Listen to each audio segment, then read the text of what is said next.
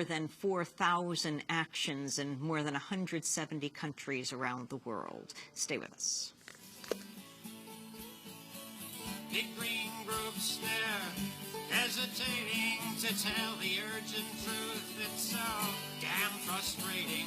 Lobby hard, they say, and we'll pass legislation. Cap and trade alone, it'll be our salvation. And BP, they tell us, is cooperating. And you tell me over and over and over again, my friend, you don't believe we're on the eve of destruction.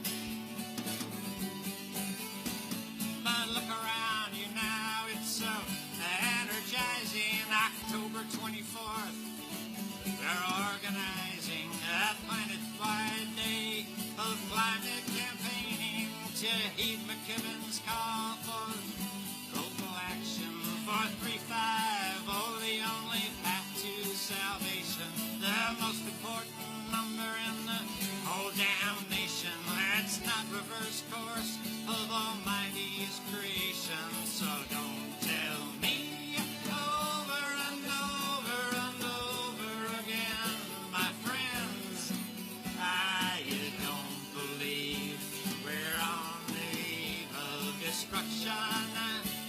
Eve of Destruction, New Millennium, originally by Barry McGuire, new lyrics by Ken Ward, performed by the JP House Band, Andre Zaleska and Ken Ward. This is Democracy Now!, democracynow.org, the War and Peace Report. We're broadcasting on over 800 stations on Pacifica and NPR and low-power FM and college and community radio stations, public access TV stations, PBS TV stations, and both TV satellite networks, Dish Network, Channel 9415, Free Speech TV, 9410 Link TV, and on Direct TV, Channel 375. And we're video and audio podcasting at democracynow.org. If you're involved in an action around the globe, as we broadcast around the globe this weekend, we hope you will write to us and let us know what you're doing. Send us pictures. You can write to us at stories@democracynow.org. You can also send us video as well. I'm Amy Goodman with Juan Gonzalez. Our guest, Tim Flannery, Australian scientist and writer, Australian of the Year 2007, new book out, Now or Never, Why We Must Act Now to End Climate Change and Create a Sustainable Future. And, well, Bill McKibben, who is co-founder and director of 350.org, behind the massive protests, rallies, actions that are taking place this weekend around the globe. Juan? Well, Bill McKibben, I'd like to ask you, perhaps one of the most extraordinary of these protests is the president of the Maldives is leading 350 scuba divers to the coral reefs off his country to show the destruction there. Could you talk about the coral reefs and the oceans and the impact of global warming on our oceans? One of the things 20 years ago that we had no idea was going to happen as we poured carbon into the atmosphere was that the ocean would become steadily more acidic. In the last few years, scientists have identified that as a threat almost as enormous as the steady heating of the Earth's atmosphere. There are countries like the Maldives, like many small island nations, that may not make it through this century. I mean, the Maldives have been there for 4,000 years, people living on them, an intact working culture. They're setting aside money each year in their budget now, though they're a poor country, to buy a new homeland, God knows where, sometime in the future when their current one disappears.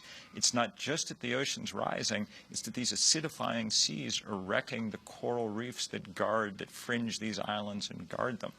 That's why 92 nations now have endorsed this 350 target. Now, they're the poorest nations on Earth, the victim nations, the first places that are going to go under, the African nations that are vulnerable to drought.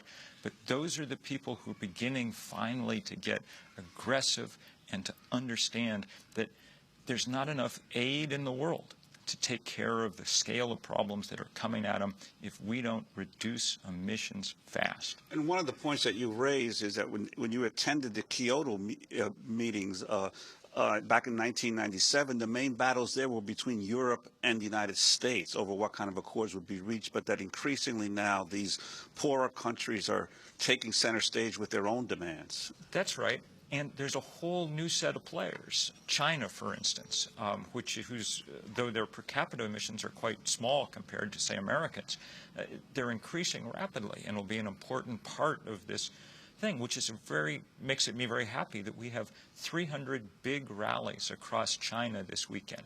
China's not an easy place to do political organizing. This is the first thing like this that's ever happened there. 250 or 300 rallies across India, which will be the other really powerful player.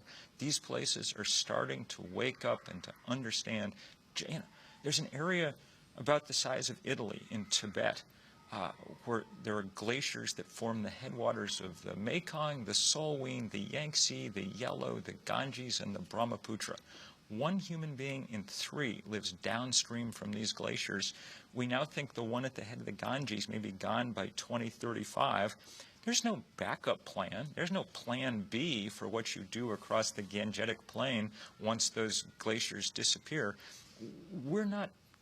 We're talking about by far the biggest challenge that human beings have ever faced. And so far, as effective as the scientific method has been in analyzing that problem, that's how ineffective the political method has been in dealing with it.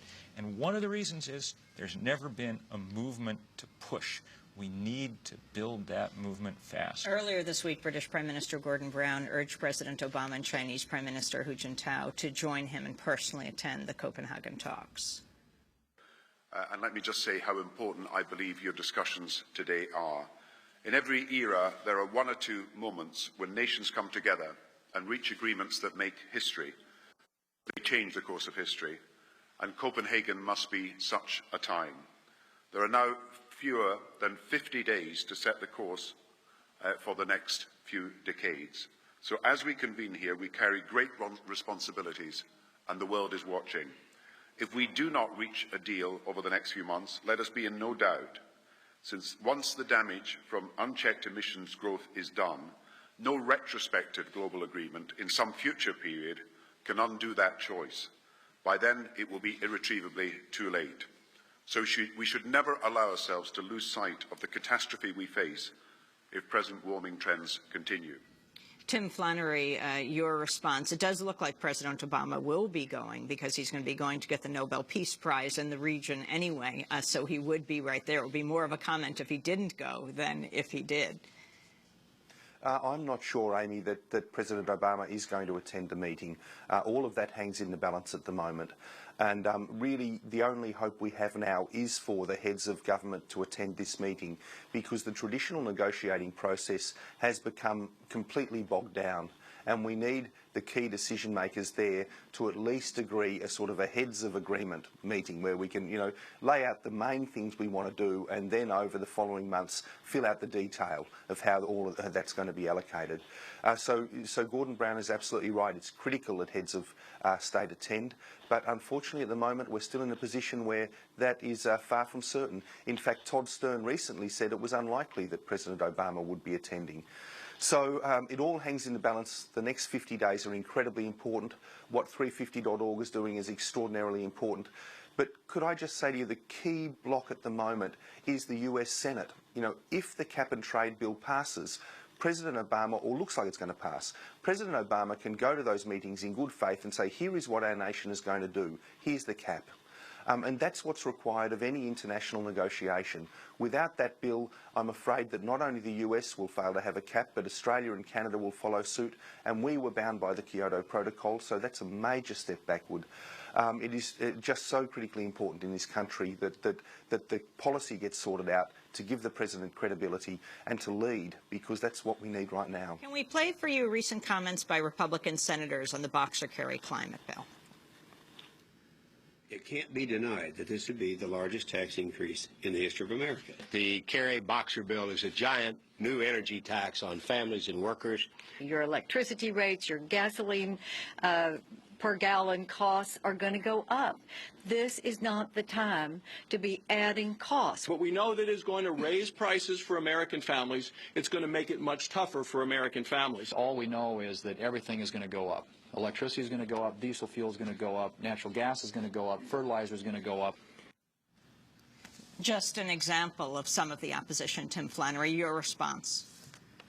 Look, there is no doubt there will be modest cost increases across some of those areas, most of which can be dealt with incidentally by just some efficiency gains in very, very simple ways. But, unless we invest in the future now in that regard, American manufacturing and American industry is going to suffer greatly over the next decade or two. And the reason for that is that countries like China are now moving ahead with their